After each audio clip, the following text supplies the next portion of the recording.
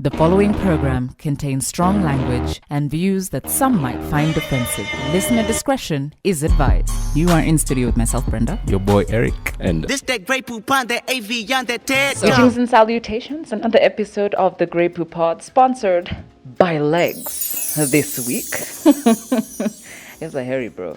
But they're good. Not like, but like good masculine hairy. If they were like super smooth, I'd be like, nah, it's too much road, bro. It's not Bear Grylls, eh? Is Bear Grylls a hairy guy? The bear part. The bear. I was going for the No, bear but like part. actually, like I don't think I've ever bothered to like check. Is he a hairy guy? I don't think he's ever shown his legs. Like, actually, probably he's been naked, actually. Yeah. I didn't pay attention like that, though. Speaking of naked, you watch that show Naked and Afraid? Naked and afraid. Would you ever do that show? I saw an ex-Navy SEAL wimp out on that show because of sunburn. So, and also the mosquitoes at night. I don't know why anyone. Why? What? The naked element was unnecessary. It's like, can't you just be by yourself and afraid? Like, why must I be there also? You know what I mean? Otherwise, how have you been? I've been okay. I'm trying to stay sane, man. I feel like a lot of things have started triggering me that shouldn't. Not that shouldn't. Under normal circumstances, the trigger doesn't elicit that big of a reaction. So the fact that the reaction is bigger than normal, it's a sign that we need to recalibrate a couple of things. I've been feeling, I've been struggling with living life on life's terms. You know, that's the new mantra. You know, I met my sponsor yesterday, and he was telling me just from the things I shared with him, is like you in a season of patience. You're being taught how to be patient, and that can be frustrating. I think most of my adult life has been like the lesson in patience. I just feel like it's okay at this point in time. I'm just like, you know, I'm patient, so you continue delaying my blessings. I'm just saying, you know, one of those things. But you know what they say, that if you ever ask or pray for patience, you're never given patience. Given the opportunity. You're given the opportunity to exercise it. So that's it. Operative word being exercise. It's a muscle. You must work on it. But I want to talk about something today. I want to talk about like most days. relationships. Why? And not relationships, just in the typical way. Just the different dynamics, the different kinds of relationships. It's 2021. I mean, a lot has changed. There's non-conventional relationships. Facts. I want to start with this love language thing that seems to be a thing. It is a thing. It's just that, you know, people get weirded out when you're given terminology for something you've always already known, right? Love languages are simply how each individual chooses to show affection And just to someone else. To be clear, there's touch, there's gifts, there's words of affirmation, And acts of service. acts of service. Yeah. And some subgroups who call, but those are the quality time. pillar. Quality time. Those are the general houses of love languages. But you'll find that people can. What would you say yours are? Mine. Your primary ones. Acts of service, for sure. I'm not really words of affirmation, babe. But like service, expound, like what would be like an act of service? So for me, that's how I choose to do. Me, acts of service is I do things. So Yeah, that's the language I know. Okay. I feel like when we talk about love languages, only I talk about the language you speak. Don't worry about.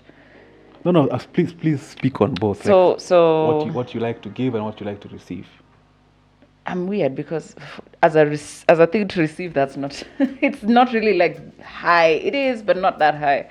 So definitely acts of service for me in terms of, you know, giving and showing affection.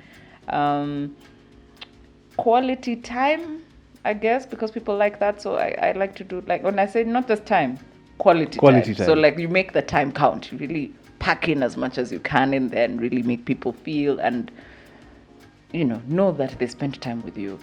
But that's for me. Now, things like words of affirmation, my bestie likes words of affirmation, right?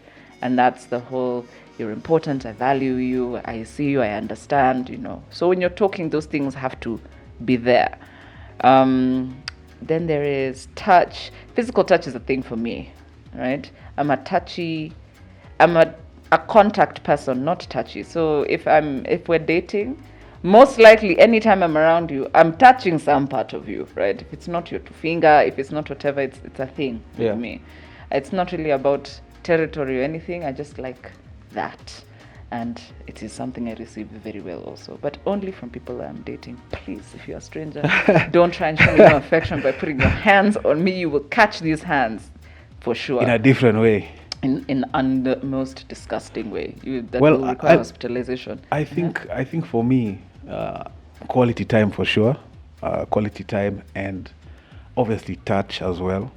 But I also feel like all the others, I mean, it's almost hard to have a quality relationship without all the others as well. Facts. And even in terms of gifts, I'm not necessarily big on receiving gifts, but it doesn't mean when I receive a gift I won't be touched. I mean, so for me, I look at it, my love language is effort. Just make an effort, man. But all of those things are a bit of effort in their own regard. You see, the love language is more about the recipient than it is about the doer, right? Gifts, I'm an exceptional gift giver. Same. Couldn't be bothered about receiving gifts. Same. But right? You wouldn't mind a gift, right? I'm not going to say no, right? Yeah. But I always tell people also don't buy me gifts because I'm also very picky, right? This is why I don't do the gift thing, because the way I give gifts is the way I'd like to receive gifts. And I understand that is not a thing a lot of people can do. So you can remove it from the equation. It's also okay, right? But it's important to just figure out who you're with and what their language is, because that's how your affections can be most clearly communicated. And you see, figuring out someone to me also just takes effort. And I've also come to learn that you can't assume. People's social IQs are different. So something that may seem obvious to you is not necessarily obvious to someone else. I mean, facts. But if we're going to talk about relationships, we talk about just friendships and whatnot. I feel if you're intentional, if you know thyself first, right? I feel like the basis for every interaction you have with other people has to start with you knowing yourself in each and every scenario. Not that you are going to have explored every part of you by the time you enter any scenario. There's sometimes you kuta something and you're like, shit, and it's brand new. You don't know, you never experienced it. You don't know how you feel about it, how you should react to it, and so on. And that's fine, learning curve. But if you go into any scenario, whether it is a relationship, a friendship, a partnership, professional, or any other kind, if you don't know what your position is in that space and all the things that affect that space, then everything that other person does you're in an echo chamber, their echo chamber, yeah. Right? You're not contributing anything to there. But it's important, I think, for not even social IQs. Look, and it's going to sound super harsh. You generally just don't need to fuck with everyone, period, right? If you're a smart person and you use good English and you have that diction, and like me now, small things irk you, like people mispronouncing things and using wrong words somewhere or whatever, you're cool peoples. Imagine we're not going to be spending any significant time around each other. But I agree 100% to that point. But you see, when it comes to relationships and building a meaningful relationship, I struggle with being superficial. So I understand with certain people, you can have a superficial relationship. It doesn't have to be deep. I don't need to know your love language. But as pertains to, for example, a romantic relationship, I feel like it's very easy to start taking your partner for granted, and I've been guilty of this, especially when they've made you feel secure in the relationship. Mm-hmm. I feel like people immediately start taking the other person for granted because you feel this person has already basically given me their heart, and it can be frustrating on both sides of that, because sometimes you're doing it unbeknownst to you that you're actually being selfish. And sometimes on the receiving end, it's a delicate balance. And I mean, it leads to all manner of things. Like, for example, I look at it this way. Let's talk about infidelity. Mm-hmm. Cheating, I look at cheating this way. If you're cheating because of pure lust, that's just a weak-minded person, yeah? But over time, if you feel like a certain emotional need is not being catered to, I understand. I'm not saying it's right, but I understand how people end up cheating because of something that they have asked for not being catered for example, emotional needs, physical needs, attention, effort, Or if your wife is constantly telling you that, you need to pay me some mind, you never show me any. If she's someone who goes to an office space and someone there is willing to give her the attention, over time, don't be so surprised if then even if it's an emotional affair, leave alone the physical part, you know. Look, all of us have work husbands, by the way, in case you didn't know. The work husband is the most secure part of your office, right? Now, your work husband is probably just the guy you get along with the best in the office, right? But they've also taken time to know you, right? They know what you like to eat. They know, like, your timings in the office, right? And stuff like that. And because the workplace can be a harrowing place for a babe, that's your point of security. You expect them to protect you, and they probably have at some point, right? Might not even work in the same department as you, but that's your work husband, right? Now, most of the time it's a very innocent relationship. It's not going to go anywhere, right? That's just the person who protects and provides for her in that office, right? And they're outside, probably not rolling up on each other. That relationship is within the confines of that office. But it is possible that there's a level of gratification I can get from this person that you're not getting that I'm not getting from my actual partner. And if I don't identify it, that's when it can creep in and become problematic, right? By the way, for clarity's sake, I know people like to have this argument a lot, but what do you think is cheating? Simple answer. Cheating is anything that you will do outside of your relationship that requires for you to introduce deceit into your relationship. Yes. Period. That's what cheating is. If you can't talk about it with your partner openly and say, this is what I did. If you told a lie to cover up where you actually were, what you're actually doing, or who you are actually talking to, or what that conversation is actually about, you have started cheating. And now you see, you've talked about work husbands. That's a reality. I wouldn't say work wife, but there's always women who are willing to love you the way you want to be loved. And when you're in a space where you feel like you're lacking, that's, I don't know whether it's the universe or God's comedic. It's neither. It's the animal kingdom. Like, welcome to the jungle, bro. This is when people start reaching out and showing you that, giving you that kind of affection. And of course, it can be frustrating because sometimes you want to be spiteful, but like I told you, me, because of the program I'm a part of, my conscience is very loud. It doesn't allow me to just operate however without... But this is my problem with people. Why did you get into this relationship in the first place? Is always my question. Why? What are you with this person for? Right? Do you like them? Do you respect them? Do you whatever? These things our folks used to tell us, Kitambo. Make sure that you marry your best friend. You can start by dating your best friend, bro. It's not like people just wake up and marry their best friends. It's stupid, right? There has to be a mutual level of respect and understanding and fondness, honestly. Because whether or not you like it, love ends.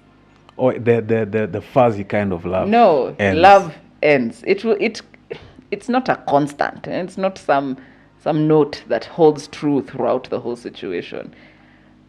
You can have love for a person, but you might not be in love with this person at some point, right? You find couples that are older, and I'm not saying super old, just older. 40s. But that's their best friend, right? They'll never call them their best friend. If I ask you who your best friend is, it's Ricky, right? But if you're married to Shorty, that's actually your best friend, but your best friend is Ricky. I think like over time, organically, your partner, if it's long term, for sure, if you guys are in a healthy, steady relationship, organically that becomes your best friend, whether one acknowledges it or not. Yeah. I feel like that's the natural course. But having said that, we've talked about wants and needs, right? Which is why I asked, what are you dating this person for? There is, I don't want to say a school of thought, right? The question, I think, to pose, because I feel like it's something everyone needs to ask themselves, do you honestly believe that one person can give you everything that you're looking for in a partnership? Well, think and it'll vary from individual to individual, yeah? I feel like... But do you think one person can give you everything? Not necessarily everything, but enough, because I feel like in this world, you can't get all the things you want. And depending on how, because I believe in communication. I believe I'm very anti just doing things for the sake. So I believe in communication. If someone's frustrated or unhappy with something, let's put it on the table. And you'll find in many relationships, people shudder from, quote, and I use confrontation, but it's not necessarily confrontation. It's just saying. And this applies across the board. But it is confrontation, but it's not with each other. People run away. Like you'll find you bring something up and someone wants to run away, or they get defensive, or they wanna. And I've also been guilty of the same. The same way you'll find. You think about the madness that is. You're in a marriage, and because I saw some local influencer run a question the other day, asking people about their sex lives, and you'll find most people are scared to tell their wife or husband what they want. What is the point of being in a relationship if you can't tell the person you're with what you want sexually, emotionally, out of the relationship? Then what is the point? Are we getting married because? Are you getting into relationships because? And this is back to the question that you asked about why in a relationship. So I look at it this way: there's a point of interest, obviously, a point of attraction initially, whether it's looks, whether it's vibe, nini. Then you start getting to know each other. Then, and a lot of people, because most of us are set in our ways. Right. But you need to be able to grow with the person that you're with. And that growth, as you said in a previous episode, there's always going to be discomfort. Yeah. If I feel like there's something that I feel you need to deal with, or we need to make you a better person, not just for me, for you as well, I need to be able to say that. Now, the tact part comes in. You have to be very careful how you deal with your partner. I've been guilty of being a bit harsh sometimes, like being too straight up, but that's not necessarily the way to be, depending on people's sensitivities. This boils down to what your relationship is like before it started becoming romantic. It's important. And to be fair, when I was young, I really darrowed that thing, right? How do I need to be friends with someone? I'm going to spend so much time being friends with this person, and then I could miss my windows, do what. It's so fucking important. It really is. Because how do you guys resolve conflict? How do you do whatnot? Having a genuine friendship first is a much safer space to figure that out about each other than when you're romantically inclined, because there's more skin in the game when you're in a relationship, right? A friendship for me is more valuable, but it has a lot more padding when it comes to what people can recover from, right? Relationships, people tend to go like deep left with certain things. Like something that I might forgive my friend for, I might not forgive my partner for, right? And it's unconscionable, but that's a thing, right? So the friendship before is important, and take your time. Take your time. Like now is a beautiful season for me. I can take my time with everyone. The people that we are now sniffing around each other, we've known each other for a very long time, but it's great. Also, just as a fun fact, I think I know why when you get into a relationship, everyone that otherwise forgot you existed all of a sudden pops up like a mushroom. I've been experiencing that. I've been experiencing that from new people and exes, blasts from the past. Some I even question how they have my new number, because my new number is relatively new. Like I got it maybe 2 years back. I dated some of these people a while back, and they're just appearing, hollering, and I'm wondering either what they watched the pod and they've had me mention that I have a girl, or what? Like where is the point of I don't know. I feel like the universe. You know what it is? Sometimes the universe sends you shit to see if you're stuck on stupid. That's what it is, right? Because it happens so soon after you've gotten into a relationship, like almost immediately, right? That's test number one. That's hurdle one. Is this person still stuck on stupid? Are you still out here trying to like masticate on your old situations? If not, they will disappear real quick and you can move on to the next stage. And I may have been very clear. Some have carved live jive. Some have just been like clear that I'm actually. And sometimes that's difficult, especially like, of course, obviously, there are times I'm not in a great space in my relationship. Maybe I'm frustrated about something, and here's someone else giving me this attention. The typical human thing to do is just be like, entertain that shit. But then again, I keep saying my conscience is too loud nowadays, and I hate that. I hate it, but I love it at the same time, because it doesn't allow me to just fuck up, And, you almost feel like telling your partner, you don't know how many bitches. Not bitches. Okay. How many women you haven't climbed out of the hole from the last time, okay? You don't know how many women are hollering right now, and here you are taking me for granted. In those moments you're like, and that's, of course, that's mainly ego. That's mainly. That's a man thing, because, for women, is a constant kuchoma. There's always homies. Always. To the point where you don't even, it's white noise now. You don't really think about it. So telling me, you know how many women, I'm like, man. But you're less inclined. I am here because I chose to be here. So I expect that if you are here, good or bad, you can leave. But don't leave because you feel like your option isn't doing what you wanted to do. Therefore, I should go and select another one. Because then you're just going to keep going through bodies, not really finding what it is that you want. I agree with that 100%. And also, if you've actually committed to something, see it through, and don't see it through while seeing what else is there. Okay, now speaking of what else, let's talk about kinds? Non-traditional, and I say it is actually non-traditional relationships, right? So we have polyamorous. We have monogamy has been our traditional thing, right? We have had polygamy, right? In certain cultures, Asia, there's polyandry also, right? That's as much as we know about traditional relationships. Now there's a whole spiel of different things, right? You've got even the sister wives and whatnot. It's not necessarily like polygamy, because that's a very complicated set of things. But the point is, now people have opened up the arena, trying to figure out what kinds of relationships work for them. And initially, I won't even say that I've been woke forever. Nah, fam. I had no issue with it. But you bring it to my doorstep like this should be a thing that you should try. I was like, absolutely not. I'm not doing it. Is it because you don't want to share? That's what I used to think my problem was. I was like, I don't like sharing. But that was then. Now, no problem with it. Okay, But you see, they call it ethical non-monogamy, right? That's essentially what it was. And it's important to phrase it like that, because the thing about ethical non-monogamy, because right? You're being honest about it. And why I like what I've found out about these relationships and through reading different articles, talking to different people, is that it's impossible to work unless your communication is on God level. It needs to be so clear, and also your sureness of yourself. Exactly, that's part two. Everyone in that scenario needs to be very sure about themselves. Let's be fair. Let's be human. Yeah. When it comes to your significant other, men and women alike, we tend to be territorial. 100%, yes. Maybe I'm not strong enough. I wouldn't want to share my partner that we're sharing, because just purely from that animal territorial instinct situation. And chances are, if I'm willing to share my partner, that means I'm not that invested. I'm not there with you. But now you see, that's the assumption, right?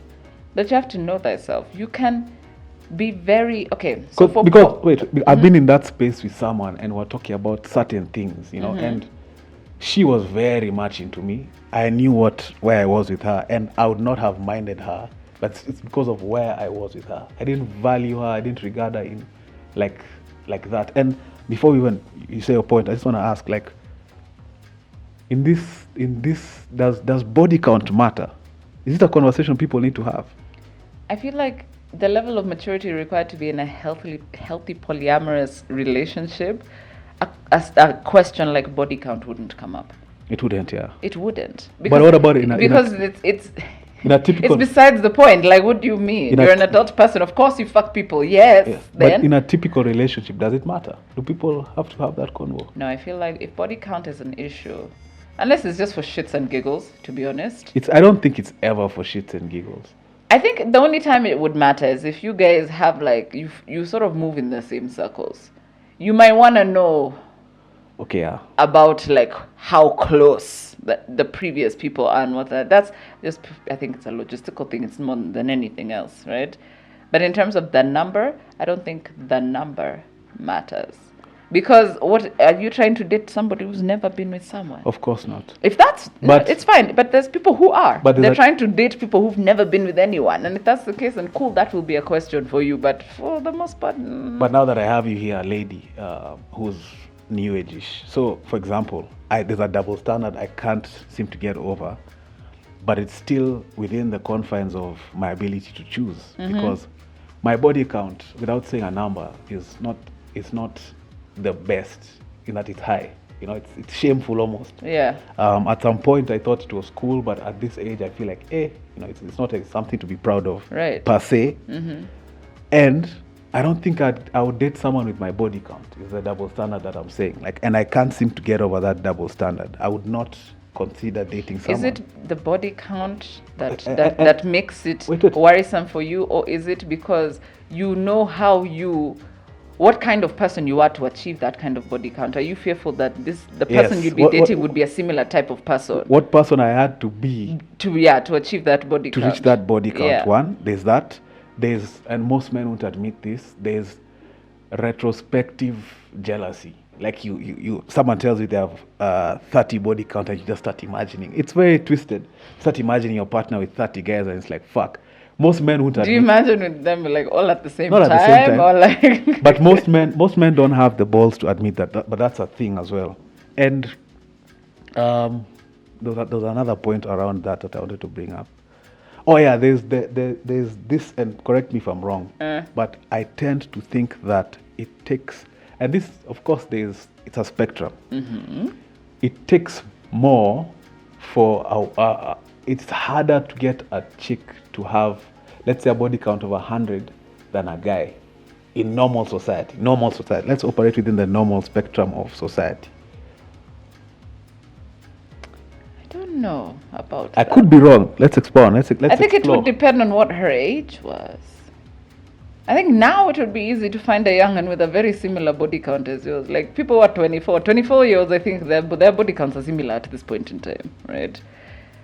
But that's only because there's inequity there. Like anyone can do what they need to do. You're not looking at how could you dare hit on a man? It's whatever, man. If she good to go, she good to go, and that's it. But also on the flip, some women are uncomfortable, are ashamed of a low body count. And funny enough is most men would prefer not necessarily a virgin, because I don't think necessarily. I don't understand why it matters, to be honest. That's my question. It's I keep telling guys, sexually everyone is teachable. So to me that doesn't matter. No, in terms of, you see, it's not about their skill set in the bedroom. You see, now this is my thing. You should only ever concern yourself about a person's sexual experience in terms of hours, right? Or bodies. If their experience level is a concern for you. Anything outside of that is toxic. It's bullshit. Leave it alone. Right? I agree. Yeah. But it's hard to not. It'll always come up somehow, somewhere or another. And I dance, man. Like I never give I have a rough idea what my number is. Granted, I was a turn-up guy, so. But I'd rather dance around it because it's not. I don't even know if my number is high or low. I just know what it is. I think if you're above. Again, it's subjective. If you hang around with like hoes, then like, anything sub 50, it's like weakling. You know what I mean? But if you hang around with saints, anything above like 3, it's like. Okay, let's talk about our circles, our society, our normal. Our people, our rendes, our gangs. Our gangs. I'd be shocked if a chick had a body count of 75. Let's be entirely honest about our gangs. There is a lot of power sharing. Not power. There's a lot of intermingling, yeah, amongst babes and dudes. You've just been here. Yeah? It's not even cross-pollinating because you're not pollinating outside. Later, yes, but initially everything was here. You know what scares me, and why I revere a low body count. And again, it's selfish, it's toxic, I agree, and I'm confessing. But I have seen a number of people I've been with, I've attended their weddings, but I knew them in a different life, I would not want to be that groom, where people at my wedding know me like that. Yeah, know me inside out, literally. Like, I'd rather not. And I know it's a double standard.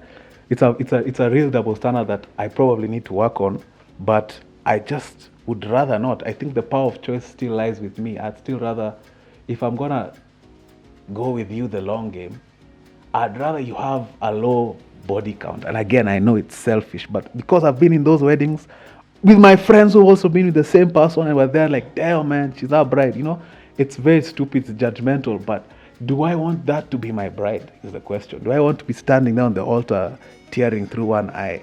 And the guys who ran a train. There's actually a chick who such a scenario happened. Yeah. But you don't have to invite those fuckers to your wedding. Like I feel like this is a very complicated problem with a very simple solution. Just don't invite the person's whatever's to this wedding. But sometimes it's almost inevitable. No, you sit down, you're like, babe, listen, our body counts are X in Dio, so let's agree. Anyone who ever fucked with, absolutely not at this wedding. Sharp. That's it, and we move on. It's a wedding, it's an event, it's one day, it's okay. You're going to have to deal with those people in real life afterwards. Don't worry about the wedding. Yeah. I don't know what other guys think in terms of body count. Like I told you, body count, unless it's a measure of experience, and experience is your concern, body count is irrelevant. In terms of skill set, everyone is teachable. Yeah. Everyone's teachable. Right? You also have to be a good teacher. Please understand, sometimes people are not responding to your instruction because you're shit at teaching. It's fine. There's also, you can invite some other people into your scenarios to also teach. But even as pertains to sex, I think my love language will remain effort. Like I get, for example, I take joy in making sure my partner is satisfied. That's most people. I feel like that's a common statement. No, but there are people who are selfish. Like people who get head and don't give head. What the fuck is that? What kind of selfish behavior is that? I feel like people who get head and don't give head, they're like, oh, head is gross. I'm like, it's very selfish. No, for me, it's beyond selfish. I'm very confused about you. Why do you think it's gross? So it's gross for somebody to have their mouth on another person's genitalia. You're okay with somebody else doing gross shit, right? But you don't want to get into the grossness. So also don't receive it then. Right? And that's the selfishness. Like people want to receive, and again, it pertains to even in a relationship. And I've been guilty of this. When someone loves you the way you want to be loved, you find sometimes you'll take them for granted because your emotional needs, perhaps your physical needs, are being taken care of. You don't care enough to consider the other person. It's a very selfish way to exist in a relationship. And the solution is to talk about it. Because if you sweep such shit under the rug, it builds resentment. Now, a lot of the time, what do those resentments lead to? Either infidelity or just an unhappy relationship. Do you know what people also need to remember? Sit in the discomfort of figuring things out, because all you're doing is making the relationship better. You can't dance around. I was talking to a married guy the other day, and it's either he's gonna tell his wife how he wants head or he's going to cheat. Now, this is a lifelong partner. You're telling me a lifelong partner can't take it in her stride or take it in his stride? Is he one of those people who married like the good girls and then, she's just like, no, that's ungodly. I can't do that one. Because there's guys I know who have gotten into scenarios like that.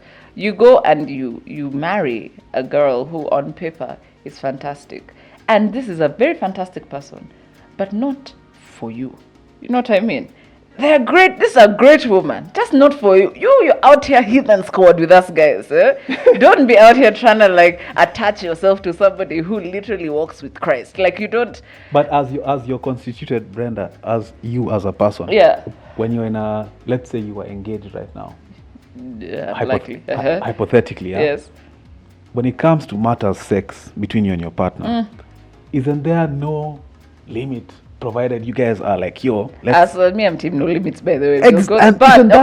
But there has to be a limit. I'm not at everything. No. I have 3 things I won't do it. Then beyond that, we can talk about it.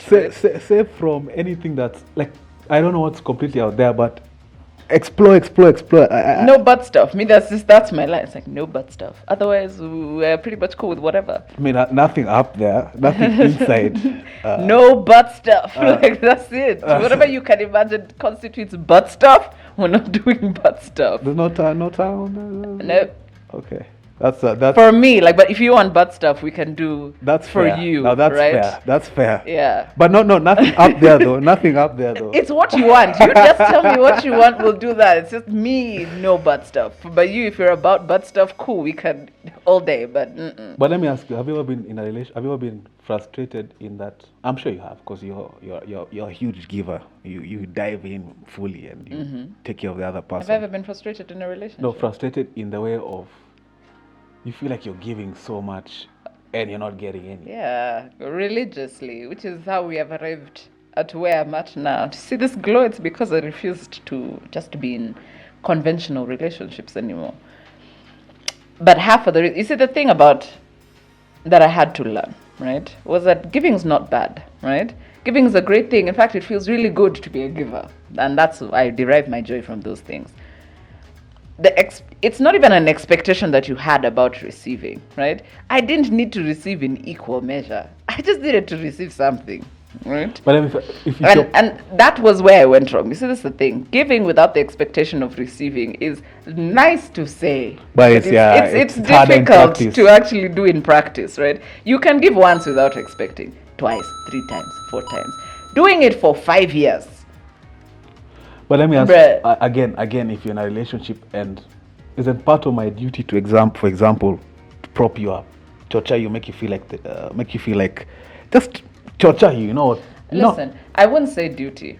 Know the person you're dealing with, right? I have girlfriends who would hate that. They hate it, this cheerleader bullshit. They're like, yuck, listen, I know I'm fucking, like you, there's nothing you can tell me. I don't tell myself regularly. So adding it seems ingenuine. Like, it's okay, you don't have to, right? Mm-hmm. They prefer somebody who silently moves through things. You just do what you gotta do.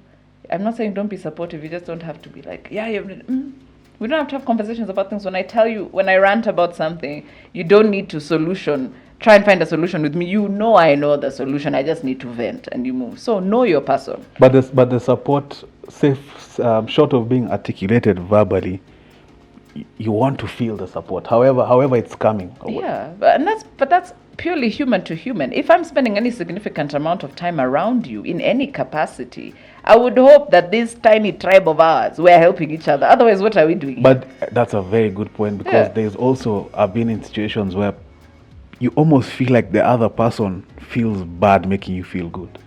Yeah, it's like it's hurting them. Like what and I've tried to wrap my head around that one. What is that? How can you feel bad making someone you love feel good? It depends. Sometimes it's like for me.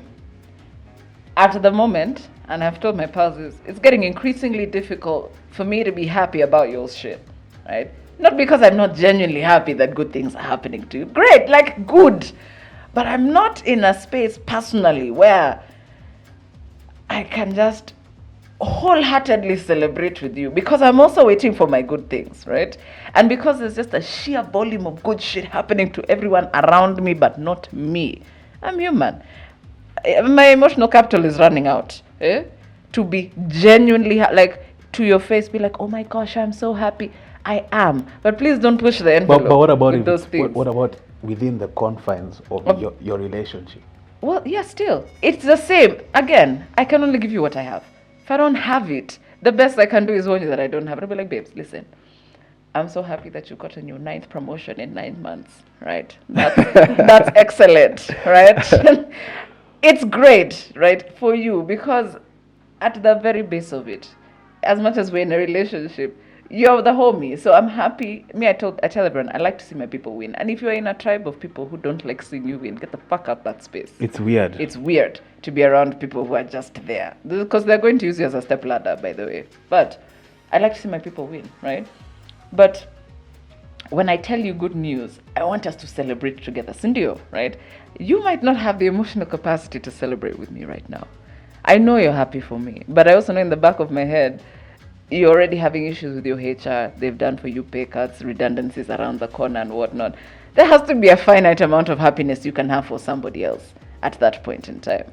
So that level of understanding needs to exist between the two of you. I'm not saying they're not happy for you, but it's like the expression, it's like when you give somebody a gift and they're just like, but I also like, I look at it, they like it, but what do you want them to do? Jump up and down for joy? I beg to differ a bit in that if you're in a serious relationship long term, your W is my W. Like your W somehow is my W. No, yes. But my reaction might not convey that, is what I'm trying to say. My in-person reaction, yes. If we're in a long-term serious relationship, you know that all our W's are collective at this point in time. Duh, right? But expecting me to be like, oh my gosh, yes, we're going to shower, we're going to go for dinner, what, for the 9th time in 1 year. Of course, you've gotten promoted again. Bro, sour. I'll tell you congrats, that's it. But like people's so energy, is that an element of jealousy? It's slight jealousy, but it's not really targeted towards the partner, right? We exist in this thing that where we only have a finite amount of control over what happens to us, right? There's only so much you can do. You cannot force the hand of your boss, your employer, whatever, your customers, etc., right? You can only do so much to get a certain reward. And when it seems to be happening at lightning pace, and it seems that way, it's not really that way, but it seems that way for somebody around you, whether they're super close, even just your sibling, bro, there's that. It will be directed at the person, but that's not who you're actually upset at. They did a good job, they did their work. It's so just... it's but see, that's similar. timing. That's similar to taking someone's W and holding it up against a mirror with you and saying that I'm not doing enough. Like, why is this person winning and me I'm losing? And I feel like that's a negative way to approach those situations. It's not about doing enough. Sometimes it's timing. And you see also, I don't believe in sitting in my negative traits, which is something that's very common. Yeah, it's super easy to do. Like, I'm a jealous person. Yeah. I'm an angry person. Okay, that's not necessarily a great thing. Why aren't you taking time to work on these things? Because we all have the ability to self-improve. We actually do at different paces. But sitting in negative traits, I'm a cheat. That's But not being super happy for your partner isn't necessarily a negative trait. If it's a consistent thing, yeah, okay, you probably need to work on that, right? But if it happens like once or twice here, there, if this is not a regular thing for the person that you're with, you have to figure out when people start acting outside of normal for anything, and you know this person, an abnormal instance is brought about by something abnormal happening underneath the surface. You should investigate it if you care for that person. They might not allow you to investigate it immediately, but at least try and get them to try and see if you can figure out if you're correct in your assumption that it's something bigger than what's on the surface. But do you think also, I'm sure you've dated enough people to have children, to have a sample of. I feel like some people also don't know how to be loved.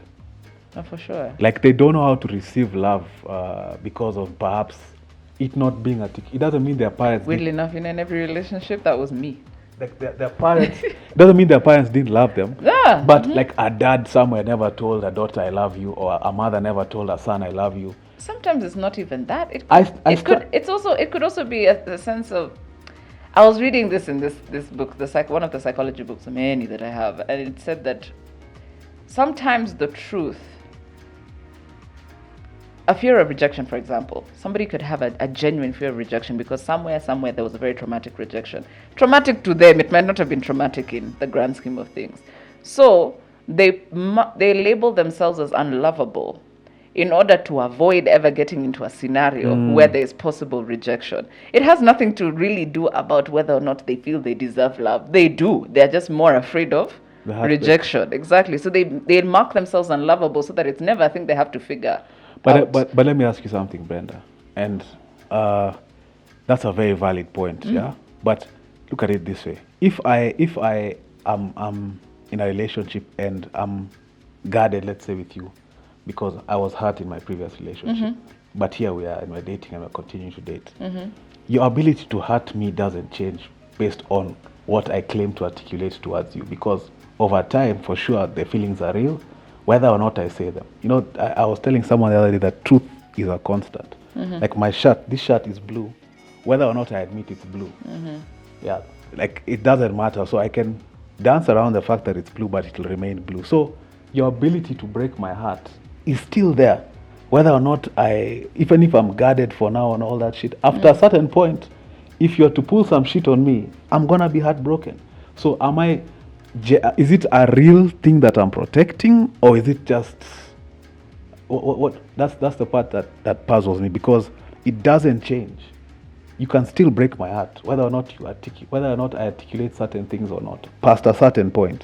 And that's what people also need to realize. Like, if you agree to be in a relationship, I feel like you have to take the gamble of it not working out is there.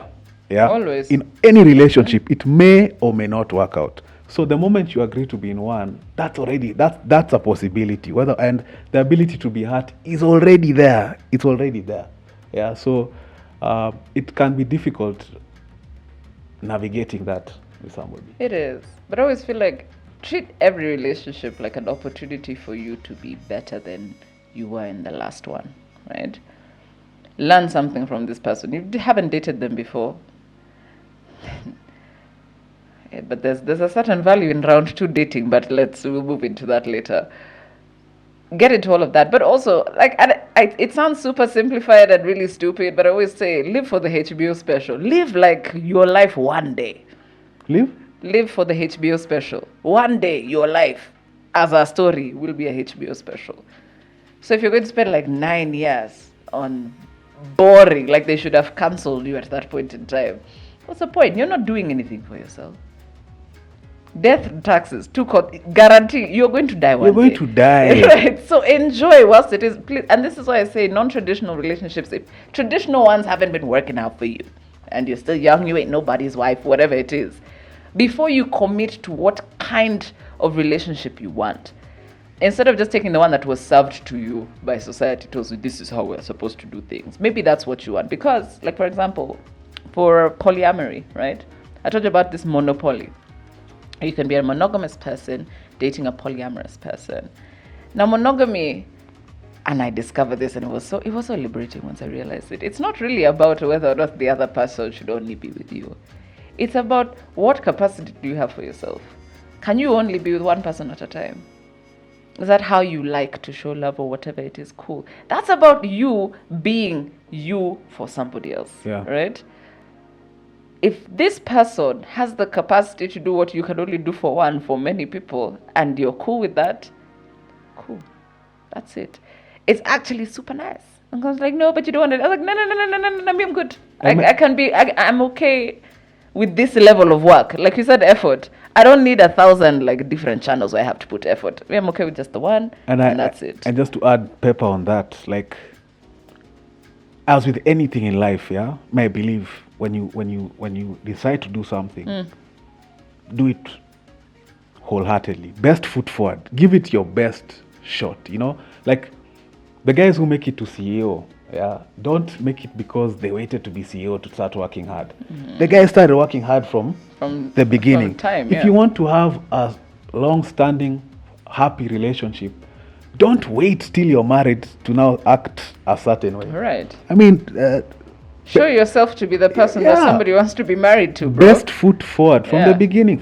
And always, in as much as it may or may not work out, give it your best shot. By the time things don't work out, you tried. You gave it your best fucking shot. You need to be able to leave that scenario being like, okay, I wasn't perfect, fucked up a couple of places, but I'm happy what we did here. And then that's it. And as someone who's never been in a long distance relationship, who's in one right now, despite the challenges, man, I'm gonna say I love my girl. I said it, but the constant reminder to myself on almost on a daily basis, just keep giving your best, the best version of you.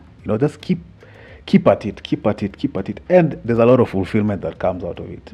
And the choice was in the commitment after the feelings, Once you commit, you also have to commit. Yeah, literally, not just I'm committed to you. No, you got to put some work in. Put some real work in there. People like to say relationships are not work, shouldn't be work, but you have to put in effort. You have to learn your partner. You have to learn the things they love, the things they don't like, and meet somewhere in the middle. Go through the strenuous exercise of solving problems together, as cringy as it may feel, as attacked as you may feel. Because even there are times I've been called out. The first instinct is to feel like my ego. How can you? How dare you? But you just humble yourself. Listen. Actually, listen to what your partner is saying. So I think with regards to relationships, that's. What's the date today? I need to make a calendar marking on this. I have a prediction. But if it happens, I'm going to tell you. But those are good words. Those are wise. Concerning me or you? No, it's fine. Don't worry about the prediction now. I think the parting shot should probably be that your relationship is what you decide it's going to be. You can have any kind of relationship. Please don't let fuckers from outside start interfering about how can you do that? Can you hey. Don't co-sign that bullshit. The energy, the effort, the risk, the responsibility are only yours. So build something that you are going to be proud to take on all of those for. Otherwise, don't bother. If somebody wants to tell you who to marry, who to date, and unless you're cool with it, listen, but you don't have to absorb that noise. Okay? And efforting is the exact reward you'll get, man. I mean, not necessarily, but it's a reward for you. And give without expecting receiving is cute to say, hard to do. Hard to do. So just do your best everywhere is the point, and try and think about what makes you happy. If you don't know, get busy trying to find out. Taste everything. Taste the rainbow. You'll be all right. And when you're done, you can come back and be like, all right, so this is what we mess with, this is what we don't. Also, eat some ass. No. Get your ass eaten. No. I mean, if you're into it, to each their own is the point of this episode, I think. That can't be the thing we sign off on. Eat some ass. Jesus Christ. In the meantime, you know what to do below. Link, subscribe, share, etc. whatnot. We'll be back in a reasonable amount of time with some sort of story. Till then, this episode remains sponsored by Legs. And this is The Great Report. I am Brenda. He is Eric. Take care of yourselves. Peace. This that Great Poupon, that AV on that TED Talk.